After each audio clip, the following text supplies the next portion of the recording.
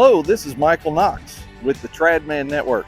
I'm so glad you can join me today as we take a look at identifying the parts of your car and understanding the basic principles that make it move.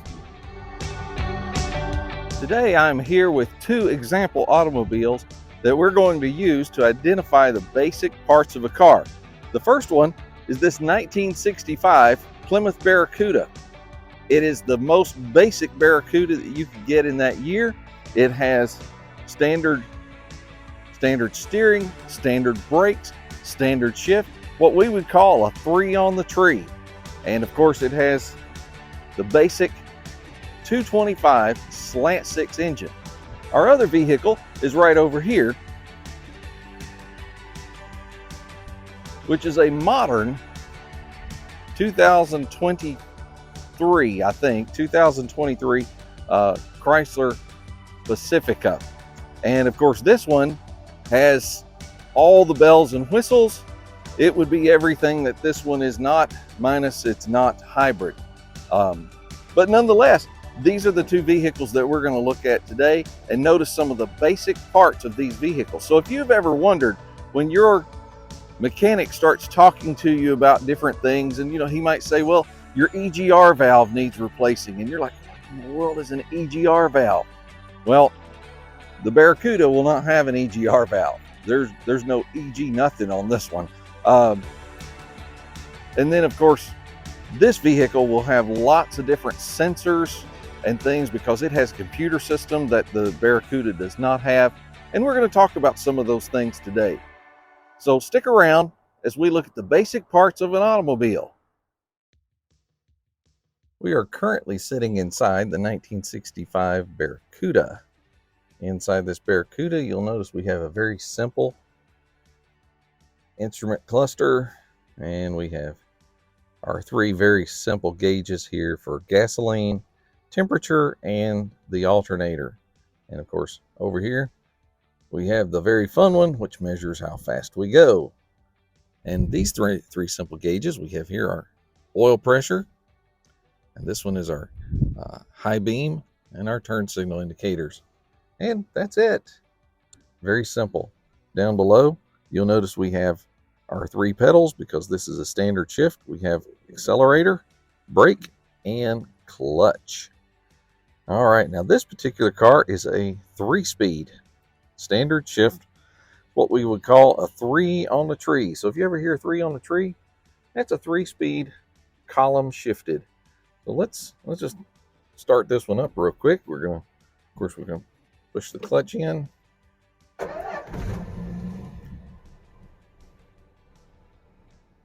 we're revving a little high. And there we go. Now to put this thing in gear, there we are in first gear. And of course, if we release this a little bit, you'll start to hear it bog down a little, trying to go, because it won't go because we have the parking brake on. And of course, this is reverse, is up high. We drop it down to neutral and go out away from us, so going that way. And this is, well, actually this is second, and down low is third. And there we are, would be in high gear. But anyway, we're not going to go anywhere with this right now. But this is the inside of the Plymouth Barracuda. We're going to turn it off while we take a look at the engine and all its basic components. All right, let's just take a real quick look. Let's go out. All right, here we are taking a look at the engine.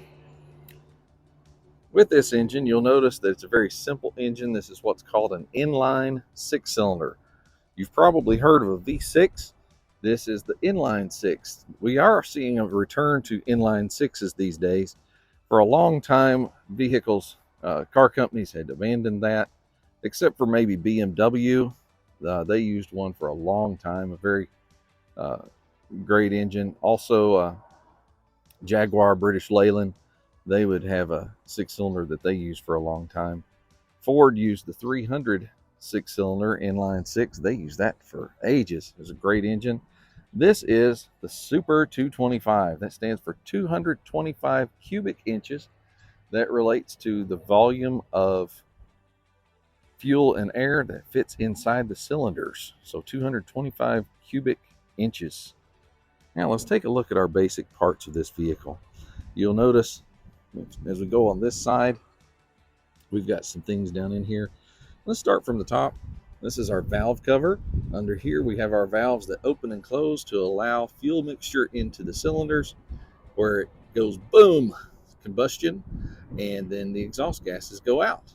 Now down here, you'll notice we have this thing with the wires coming out of it. Let's see if we can get a better look. There we go.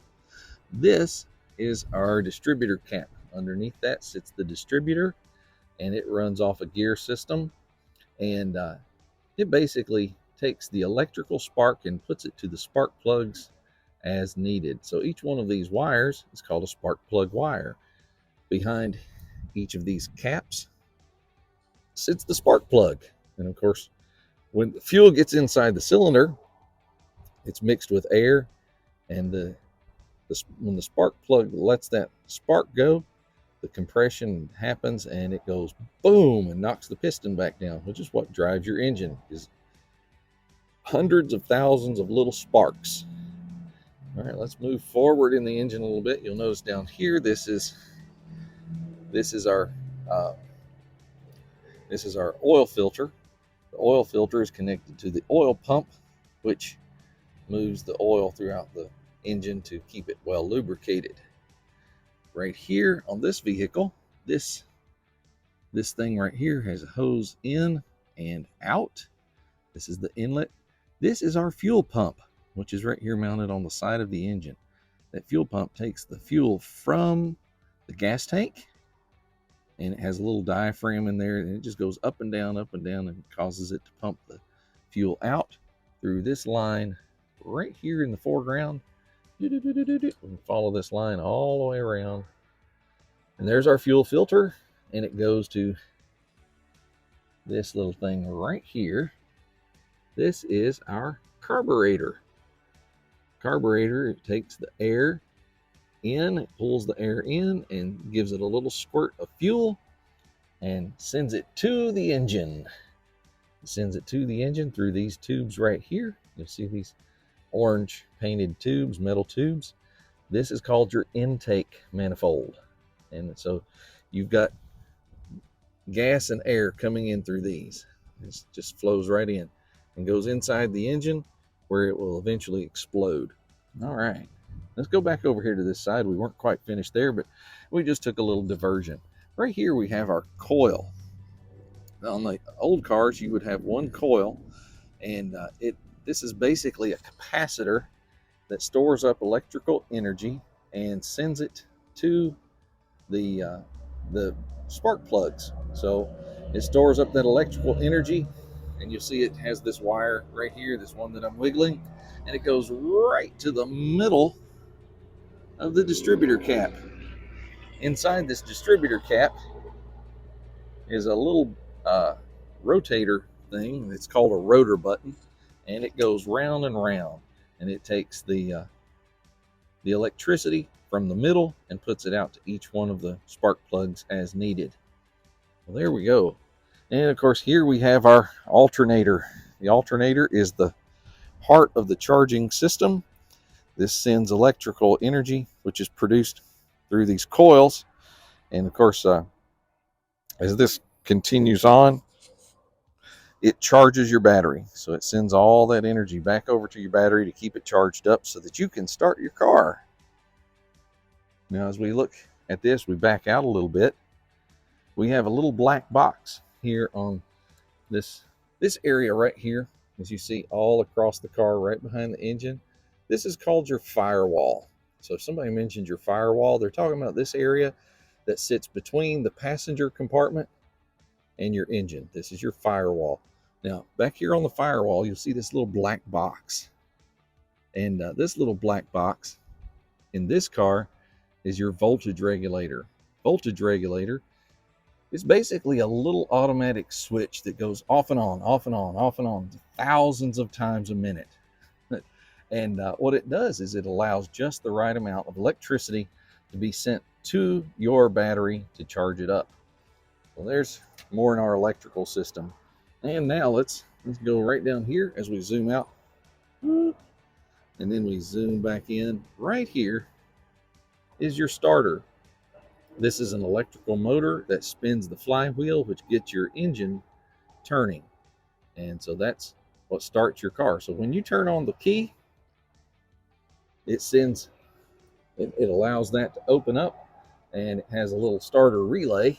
And right here, this is our starter relay. So when you turn the key, it allows this to close, and it sends electricity down to this, which takes this right here, which is a starter solenoid, and it, or the Bendix, whatever you want to call it. The idea that it goes and sends this little gear out here, sends that little gear out, and it gets the flywheel moving.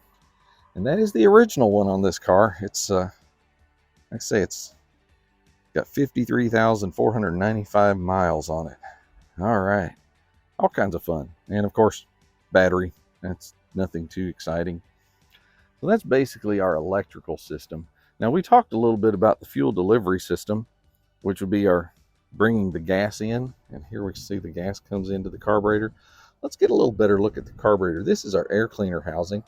And of course, on this car, we'll just take this off. Takes a little wing nut there, and we can take this off. We're just going to set it aside for right now. This, of course, is our air filter. It looks very different than the old air, or than the modern air filters.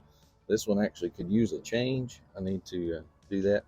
This is still more of the air filter housing, which we can pop it off. We're going to set it aside. Here we get a better look at the carburetor. This is our carburetor. There are several parts of the carburetor. Of course, this is what's called the accelerator pump right here. Whenever you give it gas, and we'll just show you real quick. When you give it gas, this turns right there. Shoot. Now, you probably can't hear that little squirt, but it squirts a little bit of gas. Shoot. Did you see the gas pop out there? See that? You can see a little bit out. I don't want to flood it, but nonetheless, that causes it to pump a little bit of gas in there so you can get your car started, or give it a little bit more go. That's your accelerator pump. And this is a 1-barrel carburetor, which means it has one single opening for air to come in. Some high performance engines have 4 barrels. That would be 4 openings to allow more air to come in. And of course, this one is the most basic engine in this car at this day and time of when this one was made. All right, we're going to close it back up. There we go. And so there's our fuel system. So we've looked at the electrical system, we've looked at the fuel system. Now let's take a minute to look at the cooling system. Now, when we look at the cooling system, one of the first things we want to notice, of course, is right here we have this part right here, this big thing. And almost, let's turn around and look at it from the back side so you can see it a little better. This big thing here is your radiator. Now you'll notice it's very different than the modern radiators, but the old radiator, it's got a tank at the top and a tank at the bottom, and then all these fins in the middle where the antifreeze runs through it. Now, that's where all the cooling happens. So as the air flows through, it cools it down. And let's back up just a little bit. Here we are. Now, if we want to keep a check on how much stuff we have in there, well, we have to open this up. This is our... Now, I would not recommend ever doing this when it is hot. Okay, if your car is overheated, do not ever open this thing immediately. Or if you do so, you will get burned, and it's not very fun. But this one, we just check the level by looking inside, and we're like, oh yeah, we've got plenty of antifreeze in there. Now, modern cars have a antifreeze reservoir. Now, the fuel pump, you'll see this fuel pump here. It actually, or not fuel pump, excuse me, water pump. This is the water pump. See this part here? This is a new water pump, fairly new. It's about a year old. This is the water pump, and it spins around. See, it's belt driven off of the engine, and it spins around, and you can see that it pumps the water right here, let's see, we get down here, you can see it a little bit better. See right here, it comes out through here, pumps it down in here, puts it into the radiator, and of course it flows through all these coils and then comes back up. And as it comes back up, it goes down here. The cooler um, the cooler fluid comes right through here and enters the engine right here. Now behind this, you can't see it because it's enclosed in there, but you've got your thermostat. Your thermostat is a little bimetal device that opens and closes with heat, and so it'll be set for a certain temperature. This particular vehicle is set for 175 degrees. So at 175 degrees, it opens up and allows cool antifreeze to flow through the engine. And when I say flow through the engine, it actually has little cavities, like little caves, all throughout the engine that allow it to cool the engine down.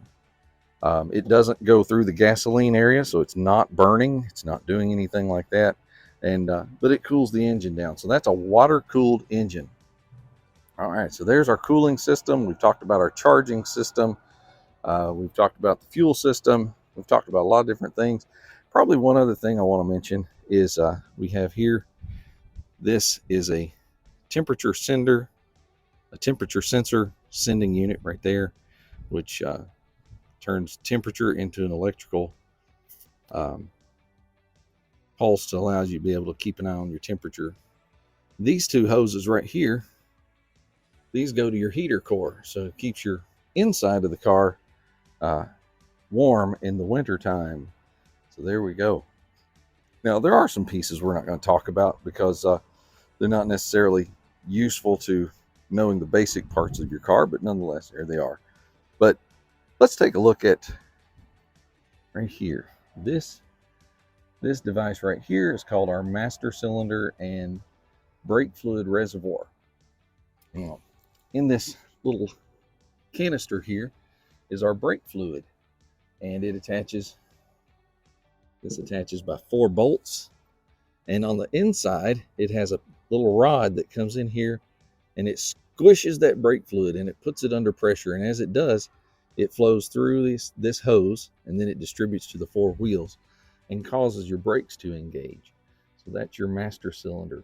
This one, of course, is a standard, and it's not power steering at all, or excuse me, power brakes. It's not power brakes, it's standard brakes. Then you'll notice down here we have these little levers and rods. This is your shifter mechanism for this standard shift. You remember we talked about the 3 on the tree, the column shifter. It uses little rods, push rods, that you can see here, that go down and connect to this transmission to change the gears. Now you'll see this right here. You see this coming out here and goes down and connects to this big gearbox. That's your steering box on this car. You got the steering box.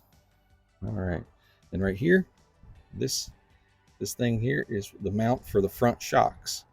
So this is a front shock on this side, and we've got one on the other side as well. So those are some basic components in this vehicle. You can tell it's very simple. There's no air conditioner compressor. There's no power steering pump. There's no power brake booster. None of that stuff. Very, very simple car. And of course, this one, we'll just look underneath real quickly, and you'll notice this one is rear wheel drive. So you got the engine up here. It goes to the transmission, which is down in here. It feeds to a drive shaft, which is this long tube that turns, goes all the way to the back where you'll see the rear end, and we're going to look at that real quickly from underneath. So, all right, we can see it a little bit. And you see this thing right here that's kind of rounded. This is your center. This is your differential. This is where the rear end drives the wheels. So, and this is a gas tank. There we go. So, got all these parts. And this is the basic very basic vehicle, the 65 Plymouth Barracuda. Now let's take a look at a modern car, 2023 Chrysler Pacifica. I want to say a big thank you to Jessica and Garrett Dean for allowing me to use their vehicle to show the parts of this vehicle. This is going to be pretty normal modern car. It's going to be set up very similarly. A lot of modern cars are front wheel drive, so you're not going to have a drive shaft. You're not going to have a rear differential. And technically, while we may say transmission, it technically has a transaxle, which is a little bit different in the sense that it actually drives the wheels from the transmission. So let's take a little look at this. This one, of course, has a 3.6 liter engine. The Barracuda had a 225 cubic inch engine. You'll notice there's a difference there. You say, well, why is that one cubic inches and this one is liters? Well, technically, you could measure the Barracuda in liters as well. If you measured it in liters, the engine in the Barracuda is a 3.7 liter engine, while this is a 3.6 liter. That talks about the capacity of the fuel and air mixture inside the cylinders. So the bigger the cylinders, the bigger the number there. So the smaller your liters, the smaller capacity in the cylinders. All right, let's take a little tour here of this engine bay. Wow, this looks so different, doesn't it? You notice, I'm going to start over here. We're going to start from the right hand side and move to the left. You'll see here we have, this is your fuse box. We didn't even find the fuse box in the Barracuda because it's tucked up under the dash. Fuse box in the Barracuda has, I think, maybe 10 or 12 fuses. It's a very simple thing, and the relays are all separate and out on the firewall. This one has them in this box. Let's just open that up. Look at all of that. You've got all of these fuses here and little relays in different places. So you've got all these things there and a lot of extra spots for different things. They would probably use this same box on several different models, which is pretty typical. Let's make sure we get that back on. There we go. That's the electrical. And of course, this one, here's where your air filter would be located. It's down in here. You have to take off these bolts to be able to access that. And these modern air filters, they probably don't need changed quite as much as the old ones, but nonetheless, it's right in there. And then your air flows in here, goes into the engine area, and you'll notice the engine, you can't really see much of it because of this big cover. This engine is covered up pretty good, so there's a lot of things you can't see, but we will talk about some of those in just a moment. Let's briefly talk about this right here. This is your brake fluid reservoir. Brake fluid reservoir, this has power brakes. Now, if we look down here, we can get down in here. There we go. We'll get down in here and we can see this right here. This is your master cylinder. This is what controls your brakes. This big round thing right here, this big round thing, this is your power brake booster. So this actually boosts the power of your power brakes to allow you to be able to exert more pressure with less effort. So this is your power brakes. This is your reservoir. This is where the brake fluid is checked. Now when we look over in here, we can, of course, we find the battery right here. It's tucked behind these things. It takes a little getting to, not at all like the Barracuda battery, but down in here, way down in here. Look, here we go. Let's see if we can get, there we go. And it's a little hard to see, but way down in here, we have our transaxle. So this is where your, what we would sometimes just call the transmission.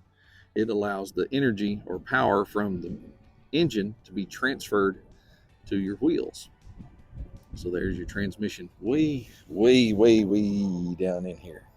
And you're like, wait a minute, I can barely tell what that is. That's true because it's covered up with lots of stuff. All right, so let's take a quick look at the engine. Of course, if we want to check the oil, here it is, nice and convenient to check the oil. If we want to add oil, here's your place to add oil.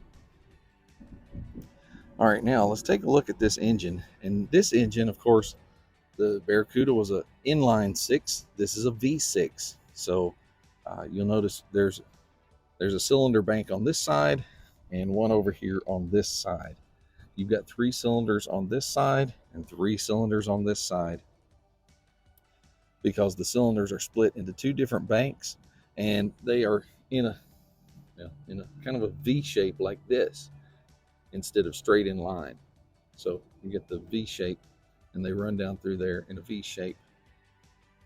Now you've got your valve cover here. Of course, we had a valve cover on the Barracuda. Now this one's going to have some differences, because this is